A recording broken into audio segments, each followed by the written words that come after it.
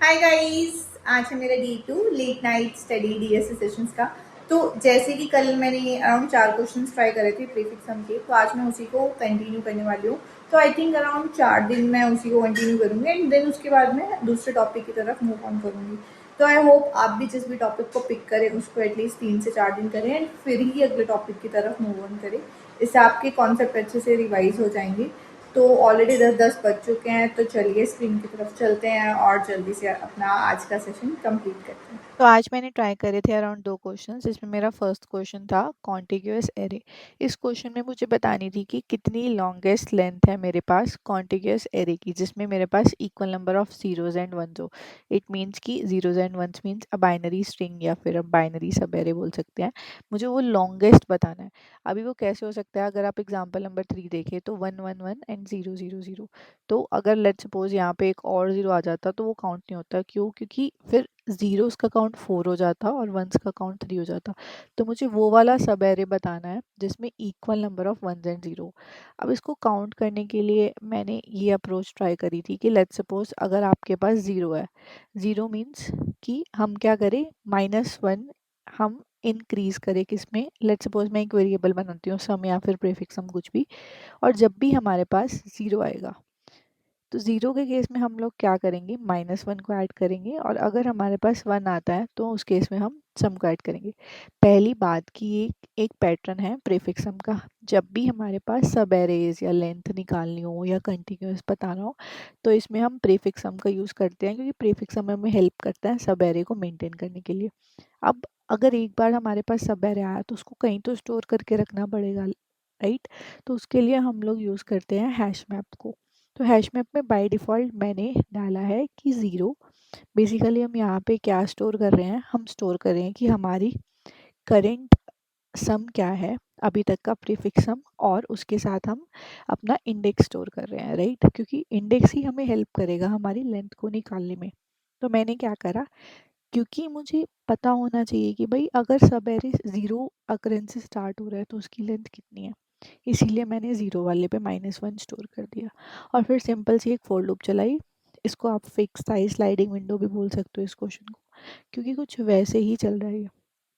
उसके बाद अगर हमारे पास 1 आता है तो 1 इंक्रीमेंट करो, एल्स उसमें से कम कर दो।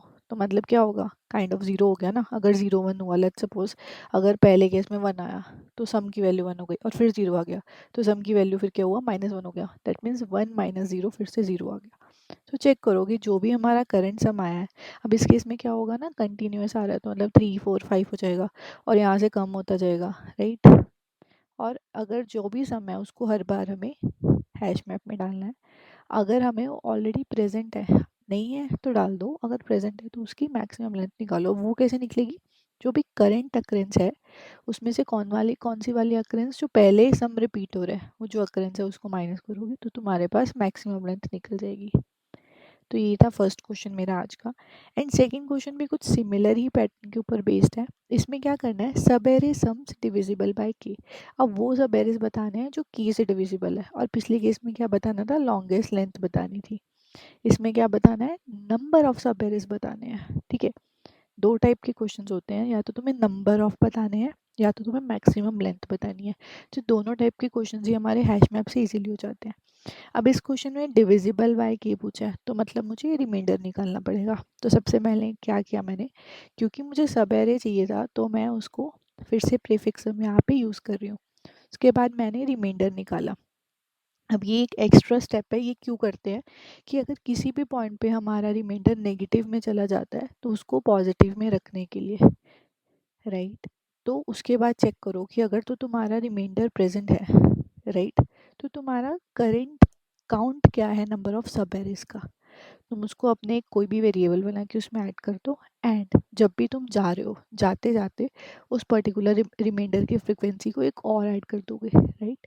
और अगर ऐसा नहीं है, दैट मीन्स कि वो रिमाइंडर फर्स्ट टाइम आ रहा है तो उसकी जो फ्रिक्वेंसी होगी वो 1 होगी। एक्चुअल में हम क्या स्टोर कर रहे हैं, एक्चुअल में हम स्टोर कर रहे हैं कि हमारा रिमाइंडर क्या है एंड उसकी फ्रीक्वेंसी क्या है। दैट मीन्स क्या वो पहले भी आ चुका है, राइट। इसीलिए हमें पता चलेगा ना कि कितने नंबर ऑफ हमारे पास डिविजिबल पेयर्स हैं, कितने नंबर ऑफ सब एरेज है, राइट। जिन जिनका जो जो भी 5 से डिविजिबल होंगे वो सब हमारे क्या है ना काउंट होते जाएंगे इसमें, इसीलिए हमारे पास 7 आएगा। तो ये थे आज के 2 क्वेश्चंस जो मैंने ट्राई करे थे। आप भी कमेंट सेक्शन में ज़रूर बताना आपने आज कौन कौन से क्वेश्चंस ट्राई करे थे, एंड इफ़ यू फील कि ये आपके लिए हेल्पफुल है ये वीडियोस, तो प्लीज़ मेरे चैनल को सब्सक्राइब करना। Thank you.